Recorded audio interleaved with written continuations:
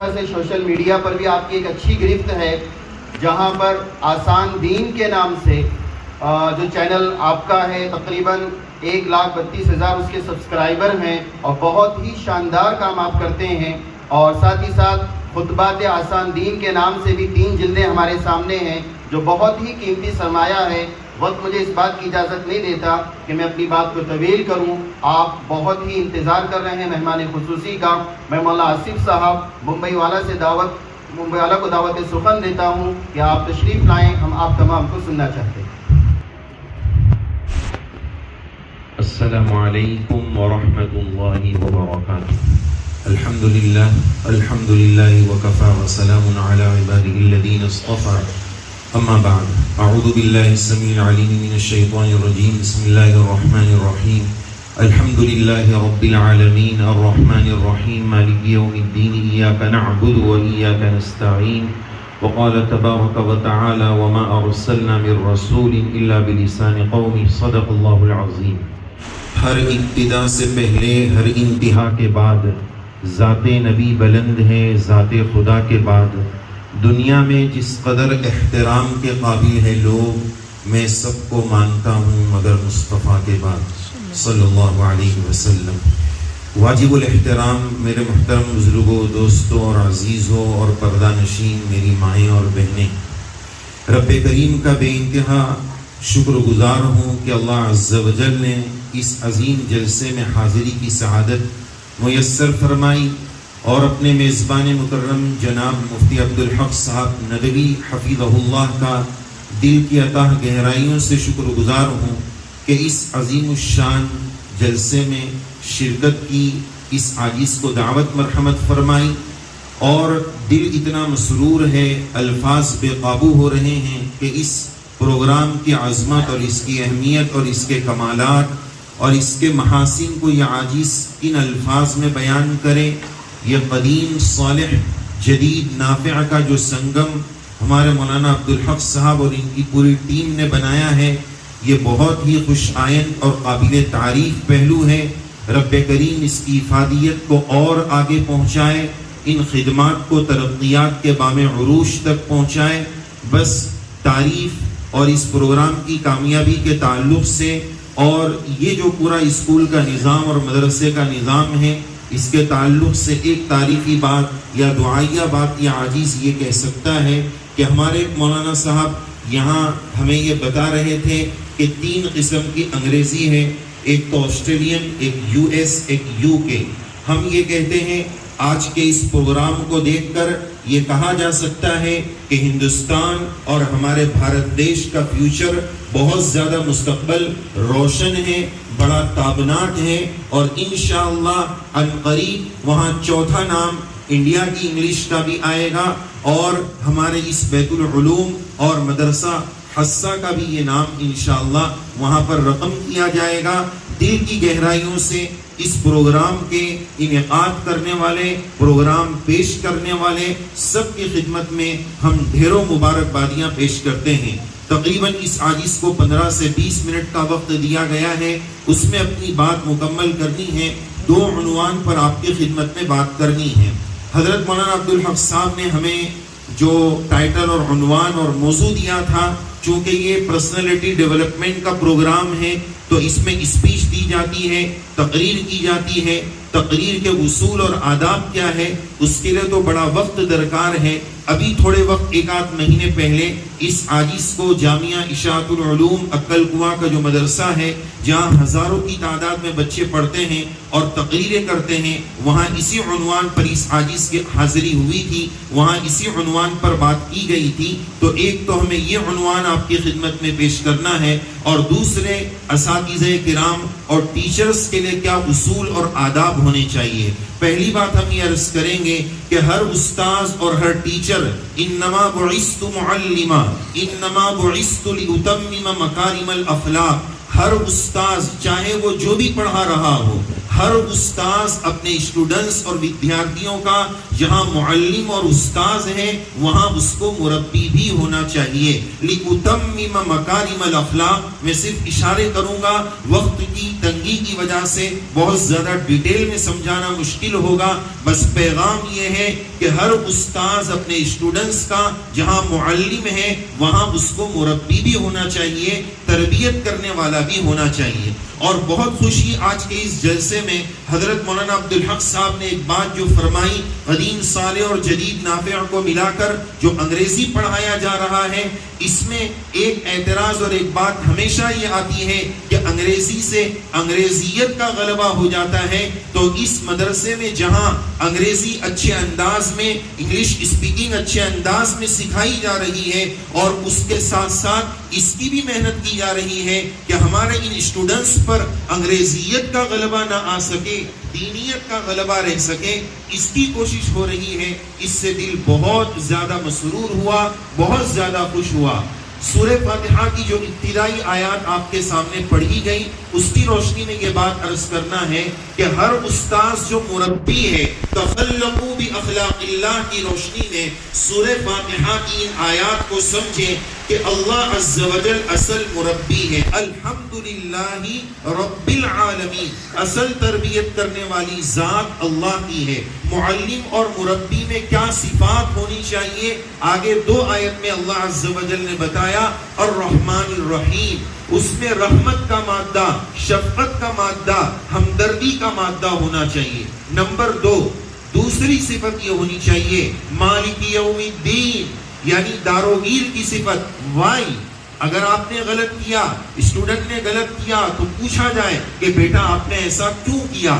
Lima کے ذریعے سوال کرنا یہ عادت اللہ اور سنت اللہ ہے. لیما تحرم ما احل اللہ لک, نبی کریم علیہ السلام سے اللہ عز و جل نے یہ بات فرمائی. تو داروگیر, پکڑ دھکڑ, اسٹوڈنٹس کی نگرانی یہ بہت زیادہ ضروری ہے. اور ایسا نہ ہو کہ پھر وہ نگرانی اور سزا اور پنش اتنی ہلکی ہو کہ جو جرائم پر ابھارنے والی ہو. سر سید صاحب نے اپنے کالج میں ظہر کی نماز کے لیے اصول بنایا تھا کہ ہر بچے کو, ہر اسٹوڈنٹس کو مدرسے کی اور کالج کی مسجد میں آ کر ظہر کی نماز پڑھنی ہے. جو بچہ حاضر نہیں ہوگا اور ظہر کی نماز میں غیر حاضر رہے گا اس کو 1 روپے کا جرمانہ دینا پڑے گا. تو اسٹوڈنٹس کیا کرتے تھے, ایڈوانس میں 31 روپیز جمع کرا دیتے. پتہ یہ چلا کہ اگر سزائیں ہلکی ہوگی تو پھر اس میں اس کو پکڑنا, برائی پر روک تھام آسان نہیں ہوگا.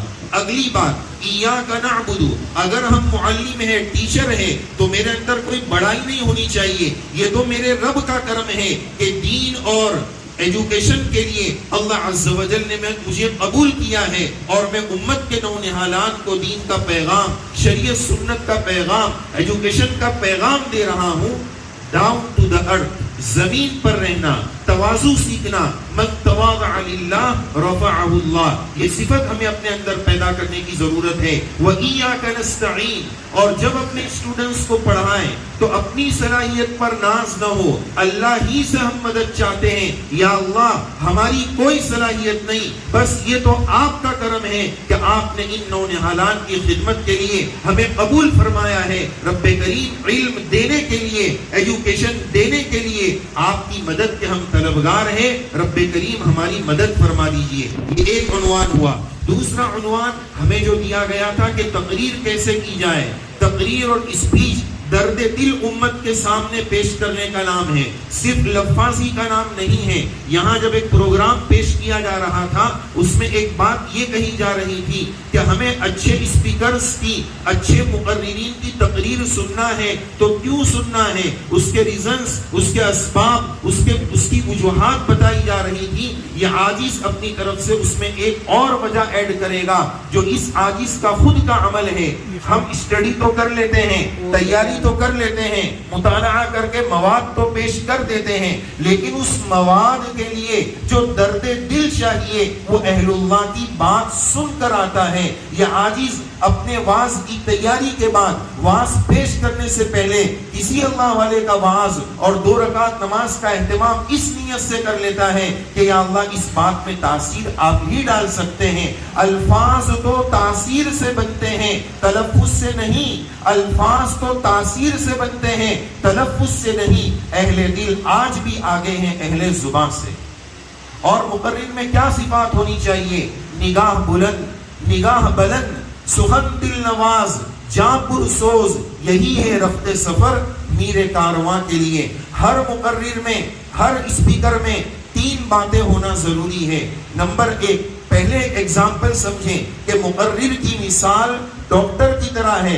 ڈاکٹر میں بھی 3 باتوں کا ہونا ضروری ہے. اچھا ڈاکٹر وہی ہے جس میں 3 باتیں پائی جائیں. اچھا اسپیکر بھی وہی ہے جس میں 3 باتیں پائی جائیں. نمبر 1 ہمدردی مریض، نمبر 2 تشخیص مرض، نمبر 3 تجویز دوا. یعنی جب تک مریض کی، پیشنٹ کی ہمدردی نہیں ہوگی تو پھر قتل خانے بنیں گے، ہسپتال نہیں بن پائیں گے. مریض کی ہمدردی ضروری ہے. اسی طرح مقرر جب اسپیچ پیش کر رہا ہے، تقریر پیش کر رہا ہے، قوم کی ہمدردی ضروری ہے. ان میں کیا برائی ہے؟ تجویز مرض. آج معاشرے میں کیا برائی ہے؟ ہم ایسا ٹاپک نہ لیں جس سے لوگ خوش ہو جائیں. واہ واہ کی ضرورت نہیں ہے، آج آہ آہ کی ضرورت ہے. امت کس قدر پستی کا شکار ہے، امت کی پستی کے اسباب امت کو بتانے کی ضرورت ہے. آج مرض، روحانی مرض کیا ہے اس کو بتانے کی ضرورت ہے. اور تجویز دوا، اس مرض کی، اس روحانی بیماری کا علاج کیا ہوگا، یہ امت اور انسانیت کو بتانے کی ضرورت ہے. میں 2 ایگزامپل پیش کر کے اپنی بات کو مکمل کروں گا. پہلا یہ ہے ٹاپک کیسے لیا جائے، کرنٹ ٹاپک کیسے لیا جائے. 2 ایگزامپل پیش کروں گا. نمبر 1، ہمارے یہاں شادیوں میں جو فضول خرچیاں ہوتی ہیں اور شادیوں میں پیسے کی جو بربادیاں ہوتی ہیں، میں آپ کو ایک درد بھرا واقعہ سناؤں. ایک عالم صاحب کو ایک لڑکی خط لکھتی ہے کہ مولانا جی آپ مجھے بتائیے کیا ان حالات میں اسلام مجھے سوسائڈ کی اجازت دیتا ہے؟ میری حالت یہ ہے کہ ہم 3 بہنیں ہیں اور تینوں شادی کی عمر پر پہنچ چکی ہیں. ابا جان مالی اور فائنینشلی اعتبار سے اتنے کیپیبل نہیں ہیں. ہمارے ابا جان روزانہ صبح میں تہجد میں اٹھ کر دعا کرتے ہیں. میں نے ہمارے پیرنٹس کو، امی ابا کو 8 مہینے سے ہنستے ہوئے نہیں دیکھا ہے. ہمارے ابا جب تہجد میں اٹھ کر دعا کرتے ہیں اور دعا میں جب وہ ایک جملہ بولتے ہیں تو دل یہ چاہتا ہے زمین پھٹ جائے اور ہم تینوں بہنیں اس کے اندر دفن ہو جائے. ایسی طبیعت چاہتی ہے. وہ دعا کا جملہ وہ لڑکی لکھتی ہے. ابا جان تہجد کی دعا میں یہ کہتے ہیں، یا اللہ یہ میری 3 پھول سی بچیاں ہیں جو مجھ پر عذاب بنی ہوئی ہے. رب کریم اس عذاب سے مجھے کب نجات ملے گی؟ ان الفاظ کو درد دل کے ساتھ سنیے اور امت کو پیغام دیجئے. آج ہمارا مال کہاں خرچ ہو رہا ہے؟ ہماری اسکولیں بہت ساری جگہ پر کمزور کیوں پڑ رہی ہے؟ مال امت جب تک صحیح جگہ نہیں لگائے گی، ہمارا مال، ہماری جان، ہماری صلاحیت، ہمارا وقت جب تک صحیح جگہ نہیں لگے گا، امت مسلمہ اسی حالات کا شکار رہے گی جو آج چل رہی ہے. ضرورت اس بات کی ہے کہ یہی شادی کی فضول خرچیاں ہم اچھی اسکولز میں لگائیں، اچھے مدرسوں میں لگائیں اور مدرسے اور مسجد میں پڑھنے پڑھانے والے علماء کی سیلری بڑھانے میں لگائیں، نہ کہ فضول خرچیوں میں لگائیں. آج مال اور صلاحیت اور وقت ادھر لگانے کی ضرورت ہے نہ کہ شادیوں میں لگانے کی ضرورت ہے. دوسرا اور آخری ایک واقعہ سنا کر اپنی بات مکمل کروں کہ دیکھیں کرنٹ سچویشن پر بات کریں. ابھی 2 مہینہ پہلے انٹرنیشنل لیول پر قطر فیفا ورلڈ کپ ہوا. اب ہم لوگ کیا سمجھتے ہیں یہ تو ایک کھیل ہے. صحیح مسلمان وہ ہے، صحیح گائیڈر وہ ہے، صحیح رہبر وہ ہے، صحیح اسکالر وہ ہے کہ کھیل سے بھی اچھا پہلو لے لے. قطر کے اس ایونٹ سے ہمیں 2 پیغام ملتے ہیں. آج ایک بندہ جو دکان چلاتا ہے 5 لوگوں کی یا 50 لوگوں کی، وہ کہتا ہے کہ آج کے دور میں اسلامی نظام کے ساتھ میں اپنے 5 بندوں کی دکان نہیں چلاتا ہوں. قطر کا یہ ورلڈ کپ اسلامی پیغام یہ دیتا ہے کہ ارے بھائی اتنا بڑا انٹرنیشنل ایونٹ جب اسلامی، مجھے 20 منٹ دیے گئے تھے، 12 منٹ ہو گئے. انشاءاللہ 3-4 منٹ میں اپنی بات مکمل کروں. تو دوسرا پہلا پیغام یہ ہے کہ جب اتنا بڑا ایونٹ اسلامی نظام کے ساتھ چل سکتا ہے تو تیرے 5 بندوں کی دکان اسلامی نظام کے ساتھ کیوں نہیں چل سکتی ہے؟ بس اس درد کی ضرورت ہے، اس غیرت ایمانی کی ضرورت ہے جو قطر نے کہا تھا 28 دن کے لیے ہم اپنے ایمان کو نہیں بیچ سکتے ہیں۔ چونکہ وقت زیادہ ہو رہا ہے اس لیے دوسرے سبق کو میں شارٹ کر رہا ہوں، اور آخری بات ایک یہ بھی عرض کرنا ہے، اچھے مقرر کے لیے ایک بات یہ بھی ہونی چاہیے، جیسے ہمارے یہاں مدرسوں میں، ہمارے یہاں گجرات کے مدرسوں میں جمعرات کے دن مونگ کی دال پکتی ہے، تو وہ بچوں کو جلدی ہضم نہیں ہوتی ہے، تو بچے اس کے ساتھ اچار پاپڑ بھی کھاتے ہیں۔ تھوڑا ٹیسٹ یہاں سے لے لیں۔ تو ماشاءاللہ 1-1.5 گھنٹے کا پروگرام تھا، بہت اچھا پروگرام تھا، اللہ نظر بس سے حفاظت فرمائے۔ بلکہ ہم تو یہ کہیں گے کہ نظر سے بچنے کی جتنی مصنون دعا ہے پورا مجمع پڑھ کر مفتی عبدالحق صاحب پر دم کر کے چلے جائیں۔ اتنا اچھا پروگرام رہا، لیکن تقریر کے دوران بعض مرتبہ مجمع بہت زیادہ تھک جاتا ہے مونگ کی دال کھا کھا کر، تو بیچ میں اچار پاپڑ بھی پیش کرتے رہنا چاہیے، جیسے کہ کنڑ میں جو بیان ہوا اس میں وہ اس کے پیش کرنے کی کوشش کی گئی۔ تو یہ عاجز بھی ایک لطیفہ پیش کر کے اپنی بات مکمل کرے گا۔ لطیفہ برائے لطیفہ نہ ہو، اس میں ایک مورال ہو، ایک سبق ہو، ایک عبرت ہو۔ سبق یہ ہے کہ جو قوم مسجد اور مدرسے کو پیسہ دیتی ہے وہ فخر نہ کرے، وہ تکبر نہ کرے اور احسان نہ جتائے۔ لا تبطلوا صدقاتکم بالمن والاذی، اپنے عطایا کو احسان جتا کر باطل مت کرو۔ اور اس تعلق سے حدیث پاک بھی ہے۔ 1-2 منٹ میں اپنا لطیفہ پیش کر کے اپنی جگہ لوں گا۔ لطیفہ یہ ہے کہ ہمارے بہت سارے اساتذہ کرام نے یہاں جو پیغام پیش کیا، پروگرام پیش کیا، وہ شیروانی پہن کر آئے تھے۔ اسی شیروانی پر ایک لطیفہ سنانا چاہوں گا کہ ایک مرتبہ ایک غریب دوست کی ایک غریب بچے کی شادی تھی۔ اس کا ایک امیر دوست تھا، اس نے امیر کو یہ کہا کہ تیری ایک شیروانی اور کوٹ مجھے شادی کے دن عاریتاً استعمال کے لیے ملے گا؟ اس نے کہا ضرور، تو میرا دوست ہے۔ دونوں بازو میں بیٹھے تھے، دونوں شیروانی سیم پہن کر آئے۔ مجمع پریشان تھا کہ دونوں میں دلہا کون ہے، تو ایک بندہ آ کر پوچھتا ہے بھائی دونوں میں دلہا کون ہے؟ تو وہ شیروانی کا مالک امیر دوست احسان جتانے کے لیے بولتا ہے کہ دلہا تو یہ ہے لیکن شیروانی میری ہے۔ وہ ناراض ہو گیا، تو میری انسلٹ کیوں کر رہا ہے؟ تجھ سے شیروانی کا کہاں پوچھا ہے، دلہے کا پوچھا ہے۔ دوسرا بندہ آیا، بھائی تم دونوں میں دلہا کون ہے؟ تو کہا دلہا تو یہ ہے لیکن شیروانی میری نہیں ہے۔ پھر شیروانی بولا تجھے شیروانی کا تھوڑی پوچھا گیا ہے۔ پھر تیسرا بندہ آیا، تم دونوں میں دلہا کون ہے؟ کہا دلہا یہ ہے لیکن شیروانی نہ اس کی ہے اور نہ میری ہے۔ پھر شیروانی بولا۔ پھر چوتھا بندہ آیا، تم دونوں میں دلہا کون ہے؟ تو کہا دلہا تو یہ ہے لیکن اب شیروانی کے بارے میں چپ رہوں گا، کچھ نہیں بولوں گا۔ یہ ایک پیغام ہے، یہ ایک لطیفہ ہے کہ جس کی فطرت میں احسان جتانا ہوتا ہے تو وہ وایا گھما کر بول ہی دیتا ہے۔ اللہ عز و جل اس برائی سے ہم سب کی حفاظت فرمائے، ہماری ماں و بہنوں کو، ہمارے بچوں کو مستقبل کا امام بنائے، قوم اور امت کا رہبر بنائے، انسانیت کے لیے نیک کام کرنے والا بنائے۔ ہمیں ہر دھرم کے لوگوں کو صحیح پیغام، مثبت پیغام، انسانیت کا پیغام، اسلام کا پیغام دینے کی ضرورت ہے۔ انہی چند معروضات پر یہ عاجز اپنی بات مکمل کرتا ہے اور دل کی اتاہ گہرائیوں سے ہمارے میزبان مکرم مفتی عبدالحق صاحب ندوی اور ان کی پوری ٹیم کو اس خوبصورت حسین سے پروگرام کے لیے دل کی گہرائیوں سے ڈھیر ساری مبارکبادی پیش کرتا ہے۔ آمین یا رب العالمین، وآخر دعوانا الحمدللہ رب العالمین۔